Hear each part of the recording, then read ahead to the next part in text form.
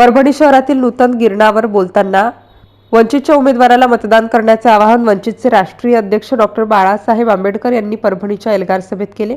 त्यांच्या भाषणाचा संपूर्ण सूर हा आपला उमेदवार रिंगणात उभा राहणार असून त्यालाच मतदान करण्याचा संदेश दिल्याने येणाऱ्या लोकसभा निवडणुकीत राज्यातील महाविकास आघाडी सोबत न जाण्याचे संकेत दिसून येत आहेत। सोमवारी परभणीत ओबीसी व भटके विमुक्त एल्गार महासभा घेण्यात आली। या एल्गार महासभेला वंचित बहुजन आघाडीचे राष्ट्रीय अध्यक्ष ॲडव्होकेट प्रकाश आंबेडकर यांनी संबोधित केले।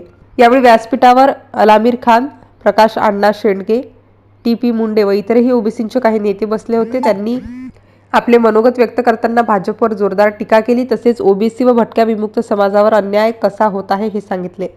सत्ता कोणाचीही असो, आपले प्रश्न प्रलंबित राहत असल्याचे कारण प्रत्येकाने सांगण्याचा प्रयत्न केला। तसेच प्रत्येकाने ॲडव्होकेट बाळासाहेब आंबेडकर यांच्या नेतृत्वात पुढील येणारी निवडणूक लढविली तर आपण आपले उमेदवार निवडून आणता येतील असे सांगितले। त्यानंतर शेवटी ॲडव्होकेट आंबेडकर यांनी आपल्या भाषणात ओबीसीच्या आरक्षणाला धक्का न लावता मराठा समाजाला आरक्षण देण्याची भूमिका मांडली।